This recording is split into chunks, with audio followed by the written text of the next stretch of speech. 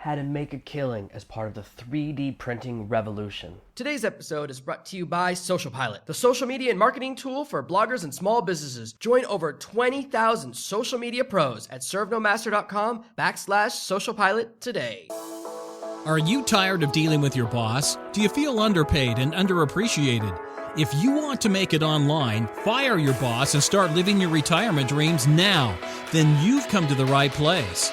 Welcome to Serve No Master Podcast, where you'll learn how to open new revenue streams and make money while you sleep. Presented live from a tropical island in the South Pacific by best-selling author Jonathan Green. Now, here's your host. I'm really excited to talk about a new direction for making money online today that I think is very interesting and meets some of my basic requirements for starting a new business and for a new direction you can take in. I really like any business model that doesn't require me to maintain stock. One of the hardest businesses to go into is fashion. Fashion businesses come and go, rise and fall all the time. Something like 90 or 95% of fashion companies fail. And here's why. Fashion companies depend upon predictions. And the more predictions your business depends on, the more likely it is to fail. With fashion, first of all, you have to predict a design that people will like in 6 months when your creation process is finished. Once you finish the design, you have to send it to the factory where it gets made. And by the time it's in the stores or people can see it, it's 3 to 6 months later at best. That's the first thing. This is why you see when you go to department stores, they change everything in the store every 3 months to match each of the 4 seasons, or depending upon where you live. Where I'm from, we had 4 seasons. Where I live now, we have 1 season, hot. In addition, you have to predict the correct sizes. If you have the best-selling shirt in the world, but it's in the wrong size, no one can buy it. And these are just 2 of the predictions that can really destroy you. You can have $1 million in size small shirts that people only want in size large, and you can't do anything. Very tough because it's so cash intensive, which is why I've always stayed away from anything where you have to spend a bunch of money, put a bunch of stuff on shelves, and hope people want to buy it. Now, the reason I do paperback books and the way I like doing paperbacks the way I do them is that there's no upfront risk. I do print on demand. And what's exciting about 3D printing, to get into the core topic of today's episode, is that it's all print on demand. There's a really cool website called Shapeways, and I'm going to take you through a couple of different business models. Don't worry, this is not a promotion just for Shapeways, but Shapeways is like Etsy. And Etsy is a store where you can sell your homemade crafts, and people sell everything from belt buckles to jewelry, some amazing things. I bought a lot of stuff from Etsy, and it's really wonderful. You can buy sheets and everything in between, textiles and all these amazing designs and paintings, and it's all people selling art directly through a platform. Shapeways is the same thing, but it's for print on demand with 3D printers. So here's kind of how it works. Here's how this one business model for 3D printing works is you create some designs. Now, this requires the ability to use AutoCAD, which means 3D modeling. You have to be able to draw a 3D image inside of your computer so that when it gets printed out, it's correct. So there is a high level of graphic ability necessary. That is the barrier to entry for this. So today's episode is really for people that have that type of skill, or maybe you worked as an architect or you worked as an engineer, so you know how to use this type of software. And you can certainly learn. It's not as complicated as you think to actually learn the software. You can learn it in less than a couple of weeks to really get down the basics and start turning drawings into physical things. So you set up your store on Shapeways, and there's other places you could do this as well. You can set up a similar store on Etsy. Shapeways just happens to be really specifically targeting 3D printing. And you create this drawing, and you can have a ring or little toys, and you just create one, right? You print off one, take a bunch of pictures with this amazing color, and then that's what people see. And people see, so you've only made one demo. So instead of making 100 of the toy you want to sell, you just make one. And you get to sell it over and over again as people want to use it, which is really great. I think that this is a really great place for artistic people to start developing themselves. There are also places where you can become like a service. So anyone in your area who needs a 3D design printed, they can come to you. So you can become similar to the copy shops that we have right now where people do printing. But 3D printers right now, there's so much technology and there's so many things going on. It's a really great opportunity for you to kind of be ahead of the curve. There are a lot of people in your area that are actually always looking for 3D printing. Toy designers, engineers, architects, small businesses that can't afford to justify owning their own 3D printer just yet. Maybe they only need one thing printed every week or every couple of weeks. More and more design work, especially for toys and moving more and more into architecture and engineering, can be done with a 3D printer. So before they make the full-scale model, before they decide to do a production run of a toy, doing it this way, doing it through a 3D printer, allows them to really see what it looks like and even let some kids play with it. Or if they're testing a new engineering design, they can have something physical they can see if it actually works, if the seal forms correctly. In addition to Shapeways, you can set up a shop on Etsy, like I mentioned. You can also sell stuff on eBay. You can use Shopify and create your own store. What's great about this idea is that it's all print on demand. You can even sell stuff on Amazon print on demand. All of these amazing things. Expanding the ideas is that you can also master your 3D printer and then become a teacher, teach other people how to use 3D printers, how to create designs. You can open up a craft store or run craft classes where people create their own designs and then they print them out at the end of class. Instead of going to a class and creating something out of clay or painting a pot like a lot of classes do, and those places are successful because it's fun to do that, you can create a class where people can make custom gifts or amazing gifts. What if someone could come in to your little shop or reach out to you and come into your garage, and together you sit down and they design that perfect ring or perfect set of earrings. And then once they have that 3D model, it can go to the next level. See, jewelry is one of the really great futures of 3D printing. So you can even start working with local jewelers and say, let me scan all of your designs. Let me scan all of your jewelry that you're making by hand right now into my computer. We can start printing out 3D models. And you can then use that to improve your jewelry creation process. So you can work with a lot of local craftspeople by scanning their designs, printing off their designs. They can start replicating faster and faster. What's very interesting, another direction to go in is with architecture, right? Is if you scan someone's home or scan their dream home, they create this dream home in AutoCAD, right? So this is how we design houses and structures right now. And they tend to spend massive amounts of money to get those little models made at 1/20th or 1/100th scale of what the entire project will look like. But now, some of those smaller architects that can't afford to spend $3,000 for a model can come to you, spend less, they upload their drawing into your printer, you push a button, and their design comes right out the other end. So there's a lot of really cool things that you can do with 3D printing. And what I want to talk about on a big scale is more about how creativity creates opportunity. I don't own a 3D printer because I move all the time. So if I wanted something printed on a 3D print, I would have to approach someone like you who has one. So before you jump into this business model, think about the cost. And there are a couple of barriers to entry. This is really for people that already own one or have a business model that makes sense, where adding this in, having the print on demand element is really cool. If you're already a jewelry designer, if you're already interested in something artistic, this is a great way to go. Same with toys. And if you already have a printer, you might as well have it make back the cost. These are valuable things that you can do. Even if you don't want to do a full-time business, you can say, oh, I bought this 3D printer. What was I thinking? I at least want to make my money back. Rather than selling it, you can rent it out and charge people a small fee so that it makes back the cost of the 3D printer in less than a month. There's a lot of opportunity here, and it comes from making the decision to think outside the box. See, the barrier to entry is that 3D printers, there's a wide spectrum of quality and a wide spectrum of cost, and they all use different types of plastics and materials. They're not all created equal. There are 3D printers that are $100, $200, and there's ones that cost $20,000, $30,000, $50,000. If you happen to have one of those really expensive ones, you should definitely be constantly renting out time on it at the very least. But even with one of the cheaper at-home models, you can create some pretty cool stuff. You can do some things that are pretty creative. I've seen a lot of those companies that you send them your picture and then they create a bobblehead of you. You can do that now. You can take someone's picture, just have them do like 5 or 6 pictures around their head in a circle. They email it to you and you do a print off of their head if they want. Being creative really creates some amazing opportunity. Now, the challenge is that buy an expensive machine, then you end up trying to earn back that cost. And you know I'm not about big expenses up front. However, you can buy a 3D printer for a couple $100, use that to generate enough revenue to buy a more expensive machine. Then if people want to rent time, they can rent at 2 different price points.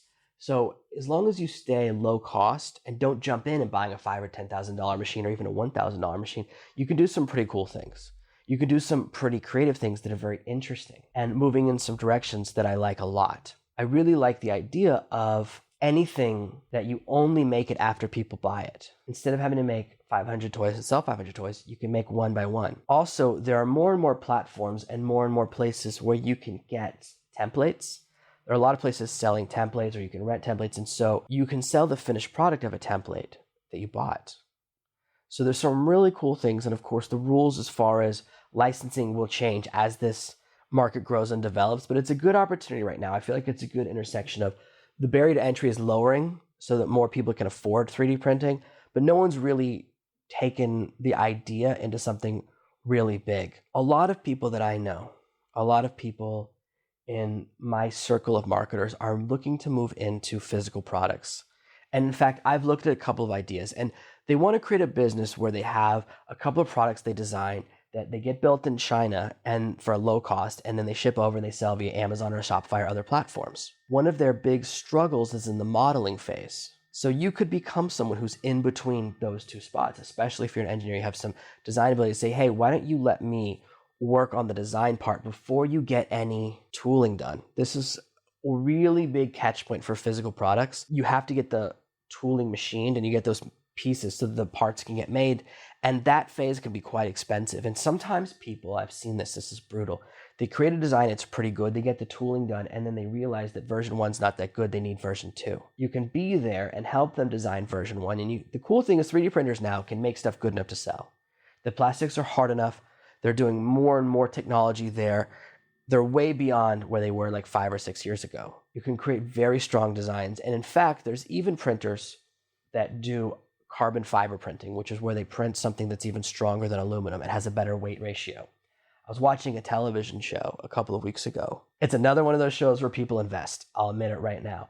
And this guy had a shop where he creates turbos for cars. And the guy says, well, you know, your business creating turbos for cars is struggling right now. What if we do it for motorcycles? And they bought a 3D printer that does carbon fiber printing. And they just took this guy's design for a turbocharger that increases the horsepower of a motorcycle by 50 to 100%, and they just pushed print. And the part is actually stronger than an aluminum part that you would normally buy from the store. So more and more, you can even print into metals and very strong materials. So it's not just soft plastic anymore. Now I know, I'm very aware of my audience. I know very few people are actually inspired by the idea to fire up their own 3D printing business right now. So today is about more than just starting your 3D printing business. It's about thinking outside the box and thinking of creative ways to leverage things around you. See, right now, you might even know someone who has a 3D printer. They're not doing anything with it. We all have that rich friend who bought one, printed like 5 things and got bored of it. And you can say to that friend, that buddy, hey, why don't you let me see if I can leverage this printer? Let me turn your printer into a cash printing machine. That's a way you can avoid having to buy the machine yourself, you know, and you just say, oh, let me pay you a 10% royalty, or let me rent it from you. Let me try it out for a month. Thinking outside the box. Creativity is really the key to success online and finding new opportunities. Every month I make money in ways I didn't think of the month before. It's because of my creativity and my ability to adapt that I can stay ahead. And I can see that 3D printing is something new that's only going to get stronger and stronger. And it's become a really cool way for you to build a business. The more you can go to people and say, let me create your model, that's when you can really make some great money. I've seen what it costs.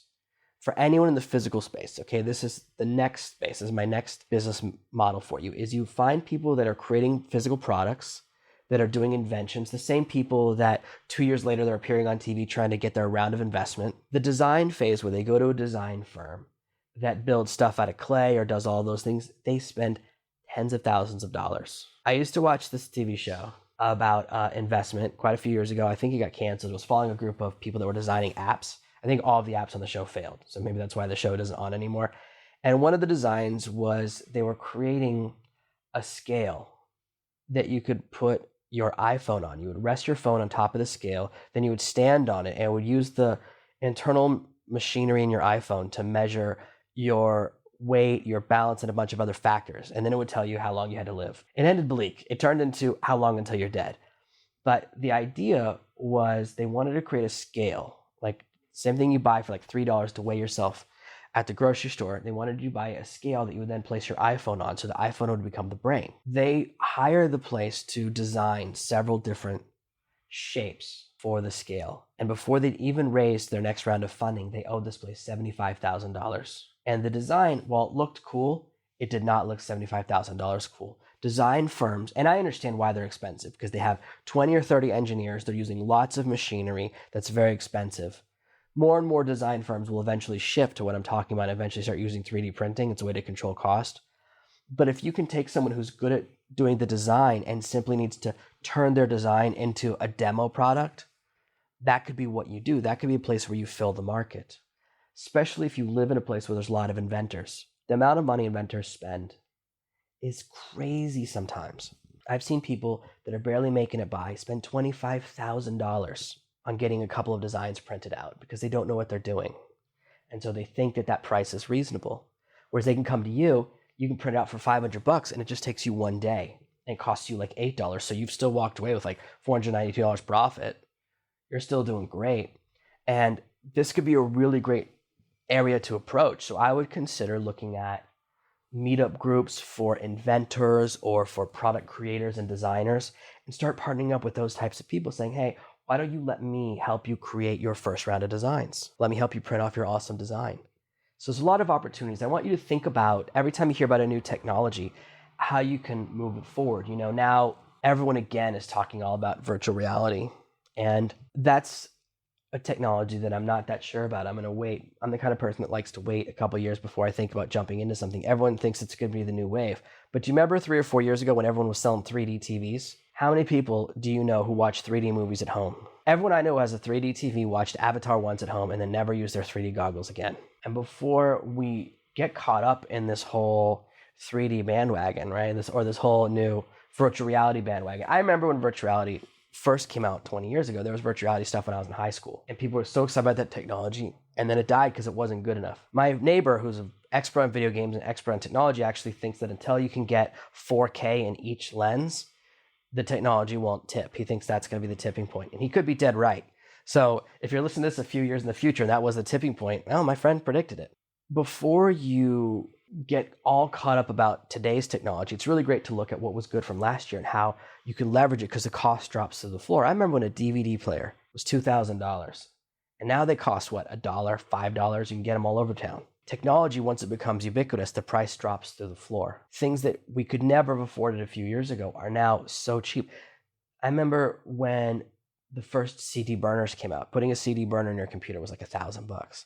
And it printed at a 1-to-1. So if you had a 60-minute CD, it would take 60 minutes to burn. And then they got faster and faster. I think the top speed is 48 or 52 times.